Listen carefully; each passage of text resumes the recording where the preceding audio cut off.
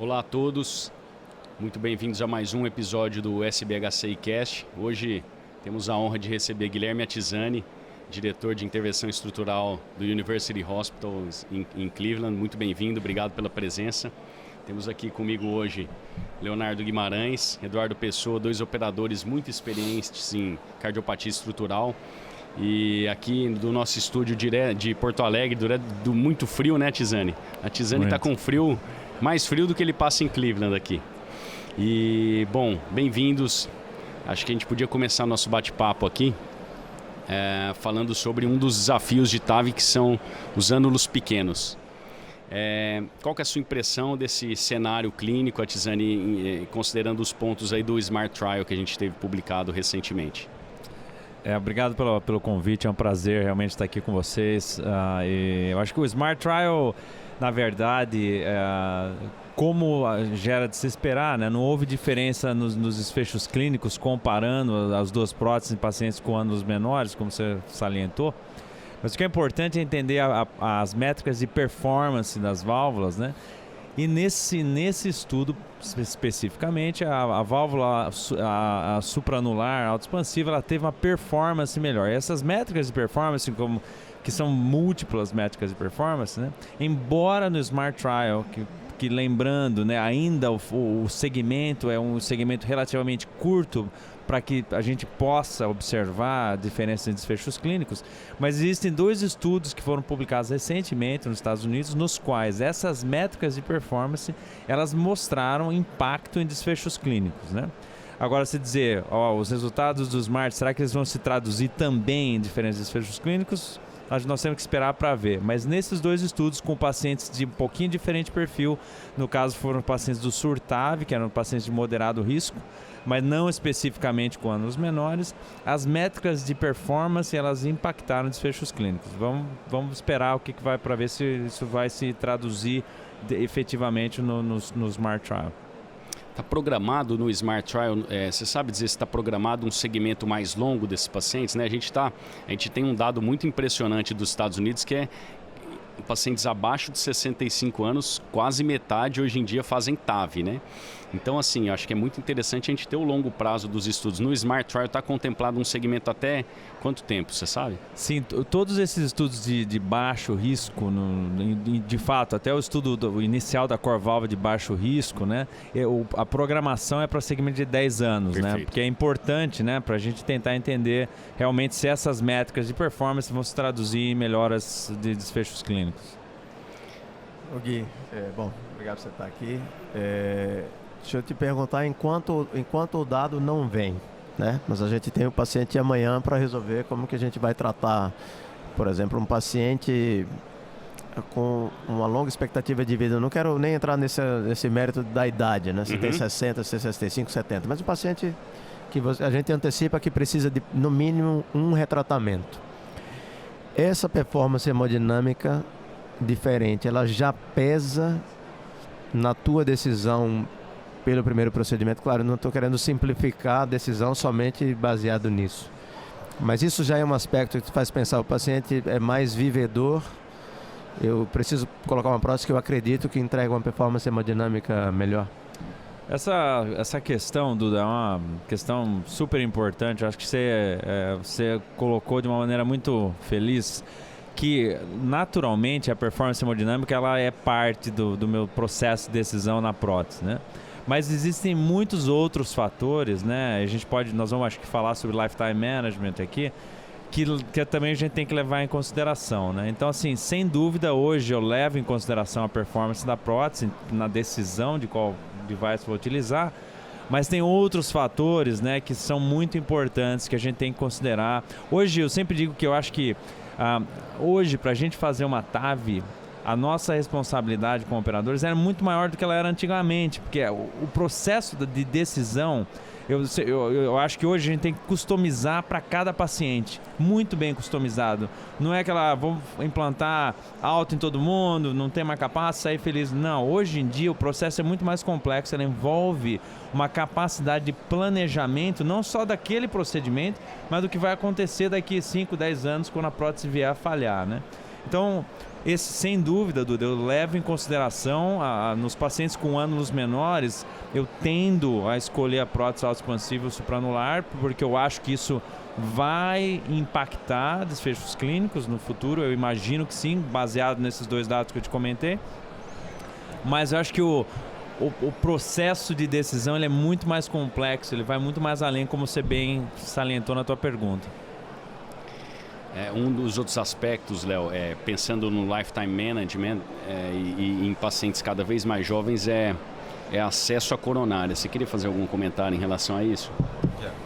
O acesso coronariano que a gente tem de mais evidência, né, evidência mais robusta, mostra comparando balão expansivo com autoexpansivo, ou seja, a válvula de short frame comparando com a Evolute, aqui tem um stent frame maior, que o acesso coronariano da Evolute pode ser um pouco mais desafiador, né? Mas se a gente pegar todos esses estudos, a evidência mais robusta, ela se debruça em quando a gente ainda não fazia o alinhamento comissural, né? Então isso daí é realmente uma prótese de stent frame maior, em que a skirt dela ou a comissura dela é mais alta, aí naturalmente você vai ter um acesso coronariano mais desafiador. Agora, as evidências mais novas, e o Atizani é um dos que mais estuda isso atualmente, é que fazendo um alinhamento comissural bem feito e você tentar canular essa coronária, se você usar alguns tips and tricks que existem hoje, você consegue canular, tá?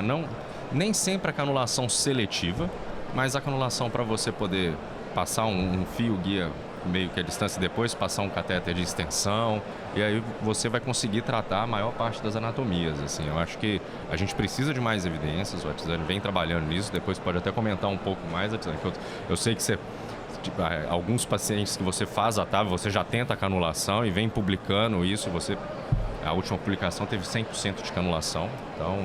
Léo, concordo com o que você falou plenamente. Acho que esses estudos iniciais, né, que tentaram fazer a canulação coronária pós-TAV, sobretudo com a válvula autoexpansiva, como o Léo comentou, os estudos iniciais eles não enfatizaram e não exigiam que houvesse commission alignment, né? Então isso impacta naturalmente a sua capacidade de canular a coronária. Naturalmente, alguns pacientes com anatomias menores, implantes mais altos, a canulação vai ser mais difícil. Esse caso ao vivo que a gente fez no congresso ontem, interessante, não deu tempo de canular ao vivo a coronária, é um caso ruim, porque a anatomia era pequena, bem pequena, né? E a gente canulou depois a coronária facilmente, a gente teve commission alignment, a gente canulou facilmente a coronária esquerda, seletivo. Então, assim, o que a gente precisa, acho que discutir em uma discussão de alto nível, a gente tem que parar de dizer que quando a gente tem uma Evolute, a gente não consegue canular a coronária, porque isso se tornou uma lenda urbana e que as pessoas repetem. Hoje teve uma aula hoje de manhã que se repetia a história, que a Evolute não é verdade. Eu tenho que acreditar no dado que eu produzo, né? Então a gente produziu o dado mostrando que é factível. Claro, vão existir pacientes que com qualquer prótese, até com a Sapien, né, que é uma prótese menor, não uma prótese tal, que vai ter dificuldade, dependendo da anatomia do paciente, dependendo da posição da prótese. Mas o Léo salientou, importantíssimo, commission alignment. E não tem hoje uma justificativa você não fazer commission alignment, porque é tão fácil, extremamente reprodutível, né? Então, eu acho que é fundamental para a gente conseguir... E aí nós vamos além, né? Então, já que eu acho que uma das coisas que a gente vai conversar, o commission alignment também é importante para se você precisar fazer um TAV em TAV no futuro, para você fazer leaflet modifications, se você não tiver commission alignment, você não tem o que fazer. Nada. Perfeito. Gui, agora aproveitando, seguindo nesse mesmo tema de alinhamento comissural, reacesso de coronárias e tal, aqui no Brasil a gente tem disponível o FX. Chegou recentemente no finalzinho do ano passado, mas não não temos ainda FX Plus, né? Devemos ter num futuro breve, mas ainda não temos. Minha pergunta é o seguinte: a gente já conseguia fazer alinhamento comissural com o Evolute Pro Plus, a gente melhorou a noção do alinhamento comissural, a precisão, o rigor com o alinhamento comissural com o FX. As janelinhas da FX Plus, elas, enfim, são uma coisa bonitinha a mais na prótese, ou é algo que na prática te deixa mais tranquilo, melhora de fato o reacesso coronariano do paciente depois? É uma janelona, na verdade. Estou perguntando porque, assim, na verdade, para mim, é um problema que eu acho que é relativamente superado, o reacesso coronariano, independente da FX Plus. com um alinhamento comissural adequado, é raro não canular a coronária. Você não sai mais de sala pensando, poxa, se esse doente tiver uma síndrome coronariana, eu não vou conseguir. Não tem mais isso, né? Então, enfim, a minha pergunta para você que utiliza a FX Plus já, o que ela vai trazer para nós a mais, né? Porque a impressão que tem realmente, seguindo isso que o Duda falou, é que é um game change, né? A janelinha, né? Eu queria ver, a gente nunca usou, nunca tentou canular. Você tem essa impressão também? Ou... Perde força? A prótese perde força? Então, teoricamente não perde, né? Quem que é o Sansão que corta o cabelo perde força, né? Não é não, né? Mas eu gostei do termo janelona, né? Então a janelona, vou usar o termo.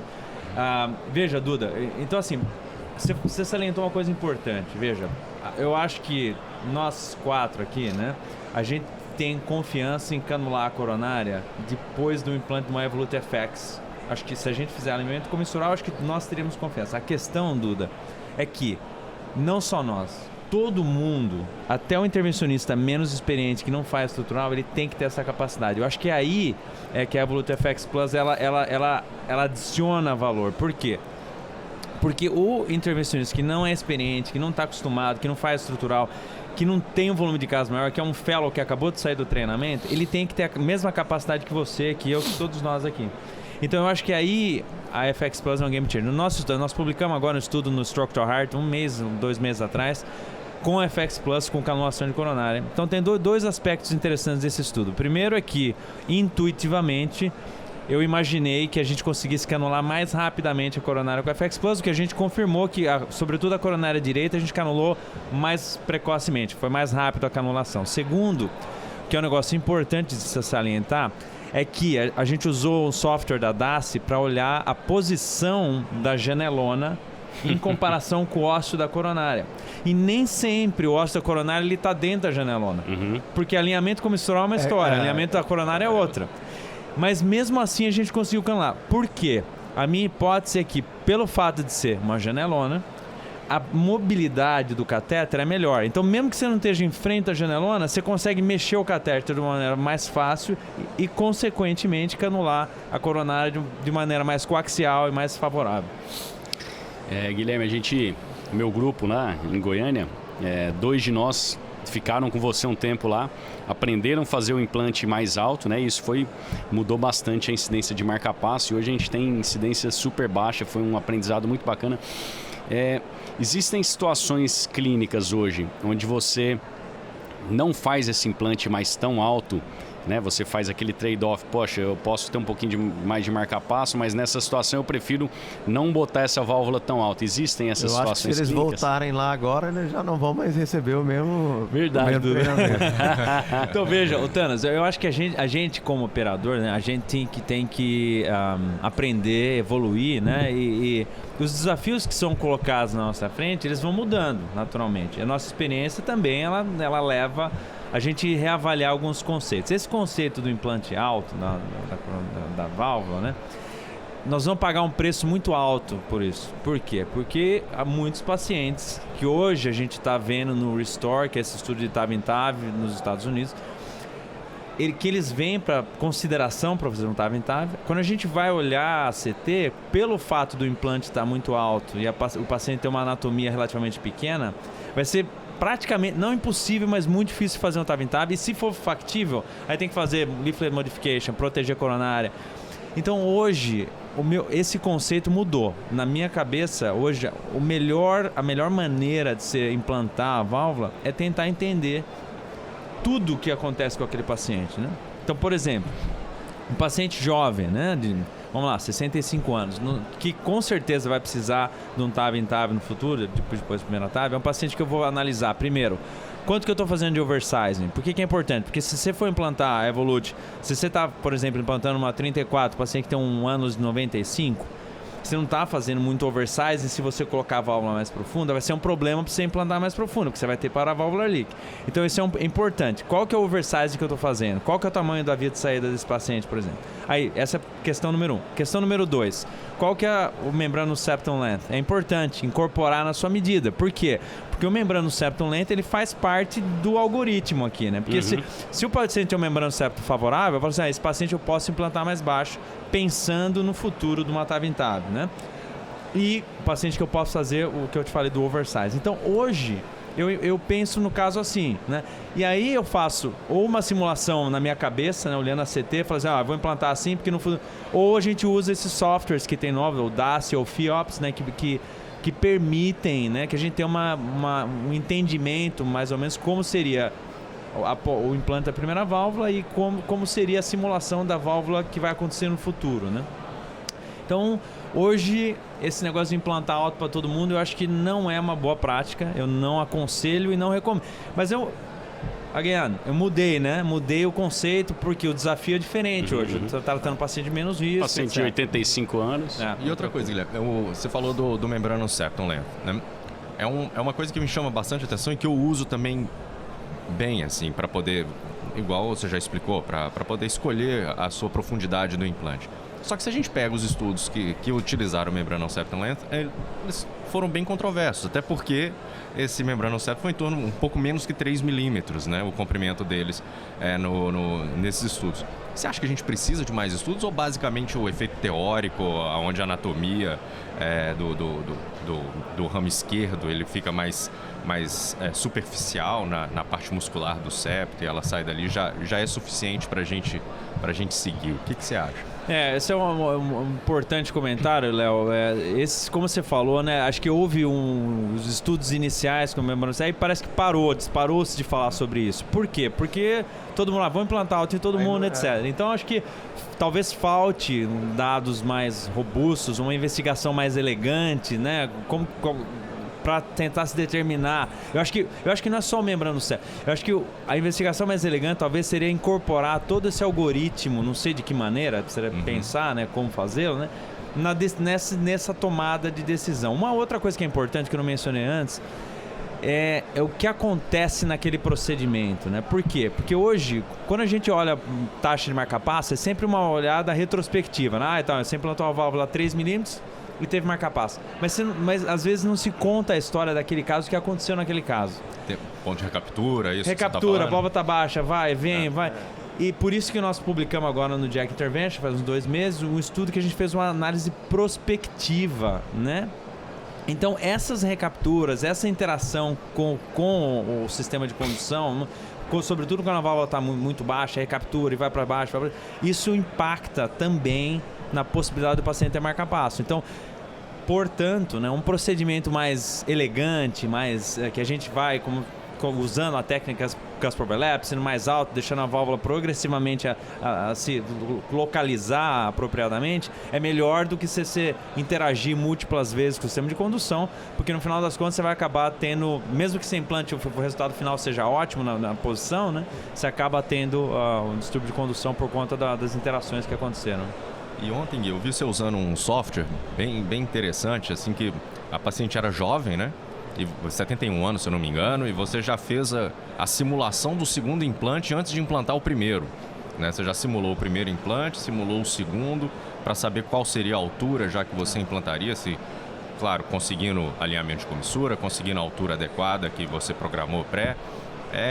Que software é esse? Que eu já vi a nova versão do Trimension, parece que já tem também para mostrar quanto de leaflet overhang você vai deixar, dependendo da altura.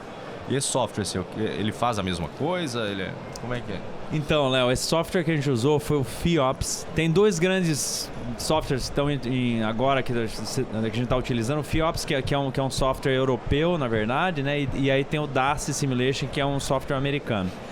Eu usei nesse caso de ontem, a gente usou nesse caso o FIOPS, que ele permite você jogar com a primeira prótese, depois colocar a segunda prótese, simular a presença da segunda prótese, para daí tentar entender quanto leaflet overhang você vai ter, etc. Né? O grande problema desses softwares, Léo, é que falta validação, né? Porque assim, uma coisa é você ver ali, simular, tal. A validação, ela ainda não é robusta nessa. Então assim, eu uso esse software, a gente usou para o caso, porque visualmente, para as pessoas verem, é muito interessante, mas eu acho que o maior software está na minha cabeça, no sentido, eu tento simular, porque ainda não está validado. Então, por conta disso, né, no Restore, que é o estudo de TAV em TAV, né, que eu sou investigador principal agora nos Estados Unidos, a gente vai possivelmente incorporar um desses 2 softwares. Por quê? Porque é uma oportunidade única para eles validarem o software deles, porque nós vamos ter CT pré e pós-TAV. Porque uma história é a gente falar assim, ó, a gente previu que fosse acontecer isso. Aí o que realmente aconteceu? Né? Então nós vamos incorporar, porque daí a gente vai ajudar a validar esse software, e quando existir uma validação mais robusta, aí a gente pode, acho que, incorporar isso de uma maneira mais confiável, vamos dizer assim. Por enquanto é bonito de ver, mas eu tenho algumas reservas, porque falta validação. Acho que nós temos que ser crítico nisso, né? A validação é fundamental. Ô Gui, aproveita e explica um pouco mais pra gente o desenho do Restore, porque é o principal, acho que é o principal hot topic da nossa especialidade, pelo menos assim, com o viés de implantador de TAV, né? É o assunto do momento, é falar sobre TAV em TAV. Então, esse estudo é o estudo mais aguardado nesse campo, né? E o Gui, você que está conduzindo, então explica para nós. Então, Dudu, o Restore vai ser um estudo... tem 2 estudos acontecendo em paralelo, né? Tem o Restore nos Estados Unidos e tem o Revolve na Europa. Essencialmente, tem algumas diferenças do Restore e do Revolve. O Restore nós vamos incluir, a princípio, 225 pacientes, Estados Unidos e Canadá. Naturalmente, a gente não vê paciente TAV em TAV todo dia, né? Então não é muito fácil de incluir esses pacientes. Estudo, obviamente, não randomizado, que vai permitir a inclusão de Evolut e Sapien em qualquer combinação. Ou seja, a gente vai fazer Evolut em Evolut, Evolut em Sapien, Sapien em Sapien, Sapien em Evolut. Todas as combinações. Por enquanto, como vocês devem saber, a Evolut ela ainda não é aprovada nos Estados Unidos para TAV em TAV. Então, nesse momento, a gente só está fazendo Sapien na Evolut, mas a aprovação está esperada agora para julho, então deve acontecer brevemente. Então, esse estudo funciona da seguinte maneira, né? Então, um centro ele tem um caso potencial de TAV em TAV, eles mandam a CT. E aí o que acontece? O Screening Committee, que ele é formado por diversos médicos, eu sou parte, além de ser investigador principal, eu sou um dos médicos do Screening Committee. Eu tenho Vini Bapa, Miho, Gilbert Tang, Jafar Khan, Ramal Gada. Então, e nesse Screening Committee, a gente envia para o sponsor, para a Medtronic, né, todas as nossas opiniões baseadas na CT separadamente. Olha que legal. Né? E aí depois a gente coloca junto e na call com o centro, a gente discute em detalhe a tomografia. O que é importante salientar, Duda, é que a gente não tá rejeitando nenhum paciente nesse estudo. A gente não rejeita. O que a gente faz, a gente oferece o feedback, né, para o site, dizendo, ó, alto risco de oclusão coronária, a gente sugere fazer leaflet modification. Esse aqui baixo risco, esse aqui não tem nenhum risco. E outro detalhe, Duda, é que o TAV em TAV, cara, como acho que todo mundo aqui nós 4 já fizemos TAV em TAV, mas não é todo mundo que já fez, né? E às vezes, quando você vai implantar, por exemplo, uma Sapien dentro de uma Evolut, ele não é tão estável como você vai fazer no ânus nativo. E é muito importante isso, porque às vezes, se você vai implantar, por exemplo, no Node 4 da Evolut, você pode ter um resultado ótimo, mas se você subir para o Node 6, você pode ocluir a coronária. Então, é realmente muito importante o planejamento, mas nós vamos também aprender muito da execução do procedimento, quais são os tips and tricks para fazer o TAV em TAV. E depois fazer a CT pós-procedimento, que é a cereja no topo do bolo, né? Que aí a gente vai conseguir entender realmente esses valores, será que o menos de 2 milímetros entre 2 e 4, será que realmente o menos de 2 milímetros do VTC ou do VTA é preocupante? Ou será que a gente pode estender um pouquinho melhor, ser mais flexível, né? Então tudo isso vai ser determinado por esse estudo. Realmente a gente até agora tratou por volta de 15 pacientes.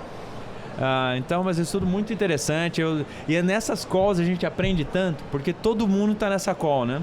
Que bacana. Então todo mundo emite as opiniões. Então é um aprendizado diário. Eu acho que nesses casos que a gente discutiu até agora, eu aprendi muito. Tem muitas coisas que eu não sabia, coisas que os outros não sabiam, e a gente vai aprendendo junto. Então está sendo muito informativo. Nesse estudo até a taxa de screening failure vai ser excelente para a gente ver, né? A porcentagem de casos de TAV em TAV que foram recusados, né? E os casos são executados no site, no hospital, ou eles são referenciados para o centro do estudo? Não, eles são executados nos sites, né? Então, os médicos do site, eles fazem o caso. E o que é interessante também é que depois que os casos são feitos, na screening call, a gente daí discute, vê os filmes do caso, né? E aí a gente vê a CT pós. A gente discute o que a gente aprendeu daquele caso. Por quê? Porque pra gente aprender e oferecer um feedback progressivamente melhor pros sites. Porque a gente tá aprendendo com os casos que a gente vai fazendo e vai melhorando. Aí chegando no final do estudo, a gente vai ter muito mais músculo, né? A gente vai aprender muito mais. E vai aprender sobre TAV em TAV e talvez até modifique os primeiros implantes, né? Sem dúvida, os né? achados, Claro. né? E nessa linha, queria ouvir de vocês, assim, eu tenho a impressão que às vezes a gente começa a pensar muito no segundo procedimento e a gente talvez não faça a melhor opção por aquele primeiro procedimento. Vocês têm essa sensação em alguns casos, assim, que talvez pensar no TAV em TAV, você deixa de escolher a melhor prótese para aquele procedimento que talvez, assim, eu tenho a impressão que a gente está pensando muito no TAV em TAV e às vezes deixando de pensar que o paciente pode não precisar desse TAV em TAV e focar mais naquele procedimento índice, assim. Não sei o que vocês pensam. Filosofei demais? Não, filosofou, mas eu não sei, eu estou mais com o que o Gui falou. Eu acho assim que a nossa responsabilidade, cada tomografia que chega para a gente ver hoje, seja avaliando o caso próprio, o caso como Proctor, a responsabilidade ela está muito maior do que... A gente pensa em muito mais variáveis e de uma forma automática. Quando você vai vendo a tomografia, o cérebro já vai trabalhando para que tipo de dispositivo você vai implantar ali. A minha sensação é que eu acho que realmente a gente faz um primeiro procedimento melhor hoje. Essa é a minha sensação. Pela preocupação com o segundo. Eu acho que talvez, tentando alcançar um pouco do que você colocou, às vezes a gente escolhe uma solução mais rebuscada. Né? Às vezes você colocaria um primeiro procedimento que você resolveria em 5 minutos de procedimento. Seria mais simples, entre aspas, mas te complicaria demais para o segundo procedimento. Às vezes a gente opta por um primeiro procedimento tecnicamente mais cheio de tips and tricks, mais cheio de coisas assim.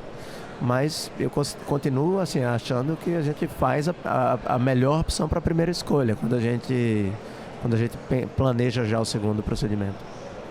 E uma outra coisa assim também, precisa ser dita, o paciente de 95 anos de idade que você está fazendo uma TAV para melhorar a condição do paciente sair do hospital, é lógico que a permissividade para um caso desse é diferente no Lifetime Management de você tratar um paciente ambulatorial de 60 anos, 65 anos de idade. Né? Sim, você tem que ter o paciente de uma válvula só e o paciente de 2 a 3 válvulas, né? E aí eu acho que pesa a decisão. A decisão vai pesar tanto no paciente novo, até que tipo de prótese você vai usar inicial, como você vai implantar, a altura de implante, tudo isso, ou até assim, é TAV mesmo que nós vamos fazer inicialmente, porque a partir do momento que você decidiu TAV first, né? Esse paciente, o segundo procedimento dele não vai ser um explante de TAV, que a gente sabe que tem 2,5 vezes a mortalidade Pelo de uma menos cirurgia. esse não será o planejamento inicial. Exatamente. Então, ele só vai ser explantado se acontecer uma endocardite ou algo assim. Então, acho que essa decisão inicial, acho que a gente está perdendo muito mais tempo e planejando muito melhor o nosso procedimento, assim, tanto resultado agudo quanto já para se falência de válvula. Eu acho, inclusive, que esse raciocínio pode mudar. Não sei o que o Gui pensa, assim. A gente tem visto... explante era muito ruim, os caras não sabiam, né? Um bicho novo, né? A gente tem visto a experiência com o explante melhorar. Então, assim, se a experiência com o explante melhorar, talvez a gente mude de ideia, né? A gente, às vezes, na coronária, eu faço uma angioplastia para, se não der certo o stent, ele depois operar, né?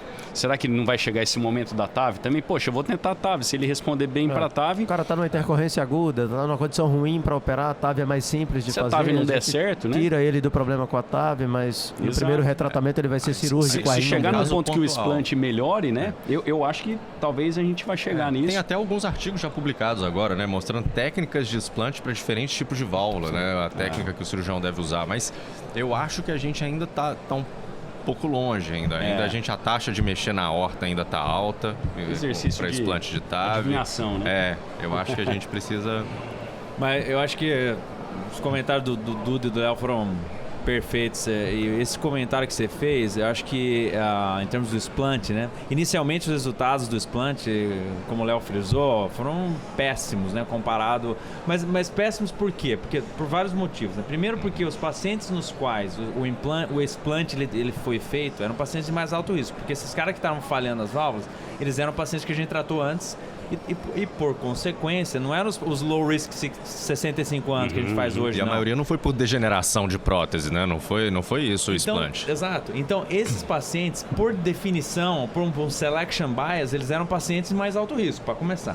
Mas, esse é um detalhe. O segundo detalhe é que é uma técnica cirúrgica nova e os cirurgiões com pouca experiência, ninguém tinha muita experiência no explante, naturalmente resultados piores, né? Então é de se esperar que fosse assim. Agora, veja, os resultados do explante eles estão melhorando progressivamente, né? Tava numa sessão agora no Tokyo Valves em fevereiro, que estava o Shinichi Fukuhara, que é um cirurgião japonês, mas que trabalha em Michigan, né? E o Shinichi é o cara que mais tem experiência nos Estados Unidos de explante. E ele está tendo resultados excelentes. Ele não teve uma mortalidade em não sei quantos meses, ele mostrou, não me lembro exatamente, né? E nessa sessão que a gente eu me lembro, estava o Shinichi Fukuhara, eu estava sentado na mesa, o Gilbert Tang, tinha uns cirurgiões japoneses e os intervencionistas. A discussão, ela chegou no momento no qual a gente talvez vai incorporar o explante num processo de decisão. Por exemplo, o que é melhor? Vou perguntar para vocês três aqui, né? O que é um paciente de 60 anos, válvula tricúspide, ok? 60 anos, com uma anatomia favorável, vamos dizer, para TAV, né? O que é melhor, você fazer cirurgia nesse paciente ou fazer uma TAV? Porque, vamos dizer, 60 anos, você faz uma TAV, ou uma cirurgia, perdão. Faz a cirurgia, vamos dizer que o paciente tem um ânus bom, que não vai botar uma válvula pequena, que põe uma válvula cirúrgica lá, boa pro body habitus do paciente, né? Aí tudo bem, quando o paciente tiver 70, você faz o quê? TAV em SAB, desculpa. E aí quando o paciente tiver 80, você faz o quê? TAV em SAB?